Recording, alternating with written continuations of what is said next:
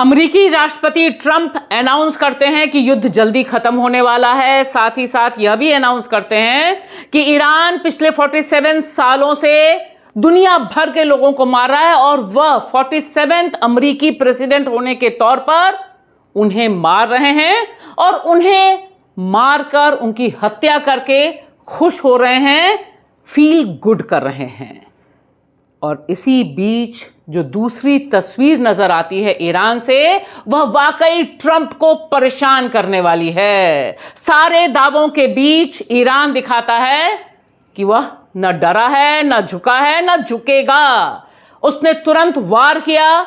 यह जो Tehran times का वीडियो है कि किस तरह से उसने इजराइल को निशाने पर लिया, और उससे भी बड़ी तस्वीर रेजिस्टेंस की कि तेहरान में जिस समय अमेरिका और इजराइल बम वर्षा कर रहे हैं, उस समय हजारों की तादाद में ईरान की टॉप लीडरशिप के साथ लोग सड़कों पर अल खुद डे यानी फिलिस्तीनी दिन मना रहे हैं। यहां मैं आपको बता दूं कि 1979 से ईरान में रमजान का जो आखिरी शुक्रवार होता है वह फिलिस्तीन के नाम होता है। नमस्कार दोस्तों, मैं आपकी दोस्त भाषा, आप देख रहे हैं बेबाक भाषा पे दो टूक कार्यक्रम।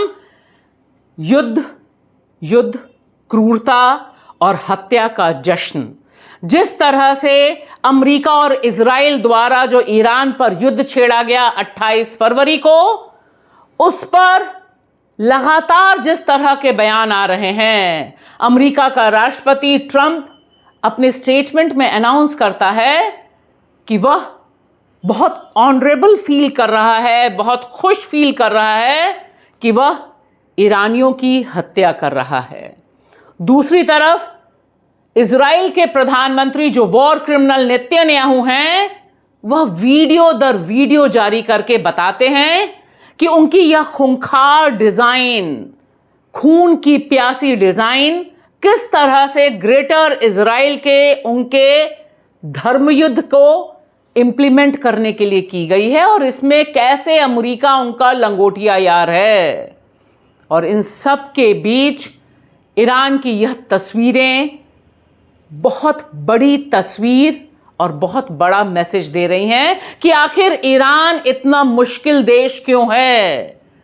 ना वो सरेंडर करने की बात कर रहा है, ना ही वो कोई वार्ता करने की बात कर रहा है। वह युद्ध के धमाकों के बीच सड़कों पर खड़ा होकर उतर के प्रोटेस्ट कर रहा है। डेथ टू अमेरिका के नारे लग रहे हैं, डेथ टू इजराइल के नारे लग रहे हैं।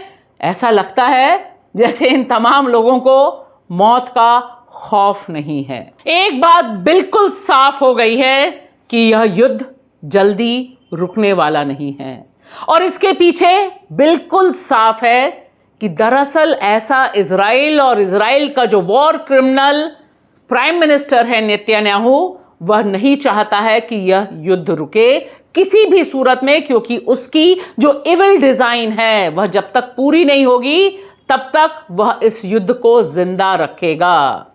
और उधर जिस तरह से ईरान में रेजिस्टेंस बिल्डअप हुआ है, प्रतिरोध बिल्डअप हुआ है, 1979 से जो उनका सिलसिला है कि रमजान के आखिरी शुक्रवार को वह फिलिस्तीनी दिन यानी अल कुद डे के तौर पर मनाते हैं। इस युद्ध में, बमबारी में, बम धमाकों के बीच, गुबार के बीच उनके प्रेसिडेंट भी सड़क पर उतरकर इस प्रोटेस्ट में शामिल होते हैं। जिस बड़े पैमाने पर इसमें ईरान की महिलाएं, नौजवान, बच्चे शामिल हुए हैं, उसने अमेरिका और इजराइल को जरूर परेशान किया है। साथ ही साथ ईरान की सेना जिस तरह के वीडियो जारी कर रही है और बता रही है कि अमेरिकी राष्ट्रपति लगातार झूठ बोल रहे हैं कि ईरान की आर्मी खत्म हो गई है, उसकी वायुसेना खत्म हो गई है, उसकी नौसेना खत्म हो गई है। इस बीच उनके ये जो वीडियोस हैं जो बता रहे हैं कि किस तरह से वे लॉन्च कर रहे हैं इजराइल के खिलाफ अपने युद्ध को, वह उनकी हिम्मत और उनकी लंबी लड़ाई की तैयारी को दर्शाने के लिए काफी है।